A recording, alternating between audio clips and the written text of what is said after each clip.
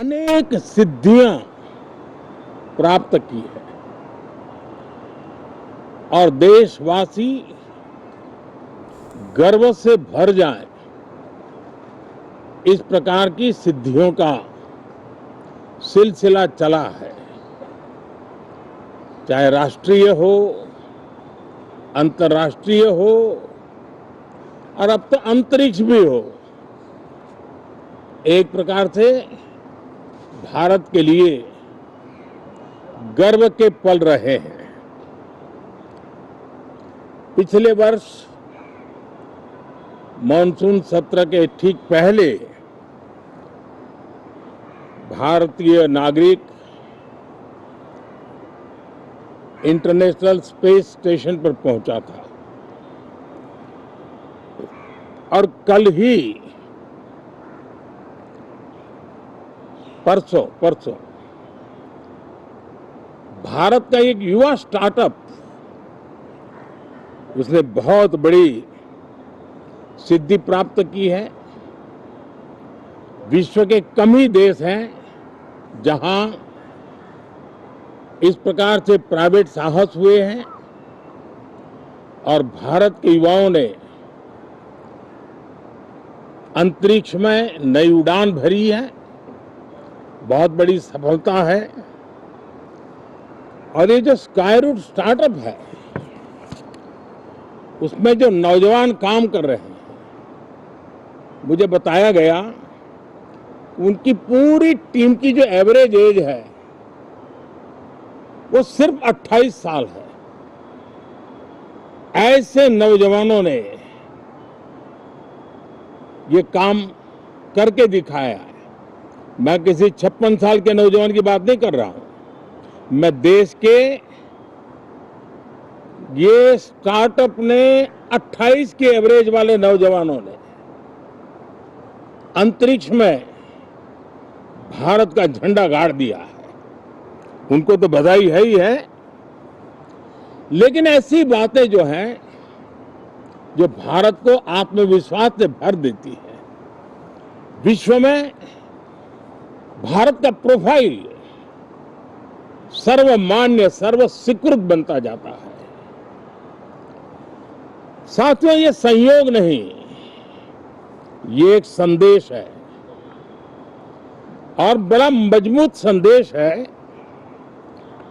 कि हमारे देश के युवाओं की क्षमता और उनकी आकांक्षा अंतरिक्ष जितनी असीम है, इससे बड़ा संदेश देश के लिए कोई और प्रेरणा नहीं दे सकता है। साथियों, जो रिफॉर्म एक्सप्रेस पर सवार होकर के आज देश चल पड़ा है, उसी का नतीजा है कि भारत के नौजवान इतना बड़ा साहस कर पाते हैं और सफल भी हो रहे हैं। साथियों, पिछले दिनों राजस्थान में बहुत बड़ी ऑयल रिफाइनरी देश को समर्पित की गई। पिछले कुछ सप्ताह पहले एक सेमीकंडक्टर प्लांट यानी तीसरा देश को समर्पित किया गया।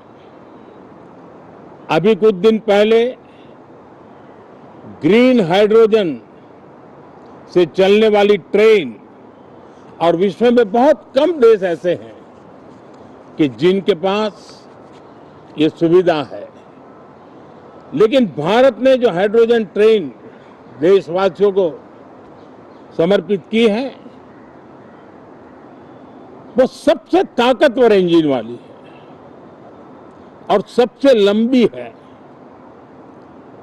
ये अपने आप में भारत के वैज्ञानिक, भारत के इंजीनियर्स, भारत के इनोवेटर्स, भारत के उद्यमी, भारत के श्रमिक, ये जो एक लक्ष्य लेकर के देश के लिए जी रहे हैं, देश के लिए काम कर रहे हैं, उसी का परिणाम है।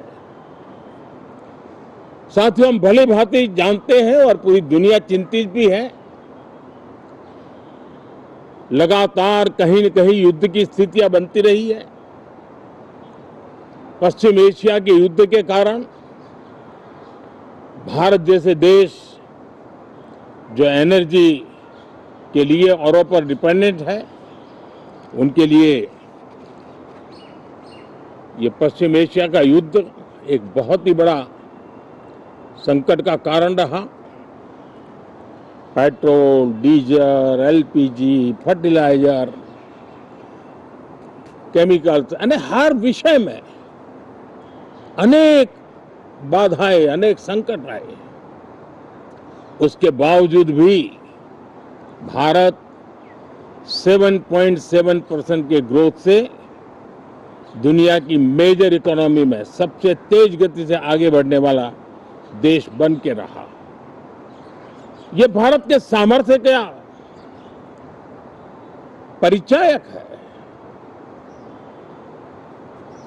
भारत किस प्रकार से उत्साह और उमंग के साथ नई ऊंचाइयों को पार करना चाहता है, उसकी इसमें एक झलक है। और ऐसे में जब ये मॉनसून सत्र आरंभ हो रहा है, देश ने स्पीड पकड़ ली है और संसद का स्पिरिट उस स्पीड में नई ऊर्जा भर सकता है। सकारात्मक स्पिरिट राष्ट्र के लक्ष्यों को प्राप्त करने के लिए बहुत आवश्यक होता है। हमारे सदन में बहुत अनुभवी सांसद भी है।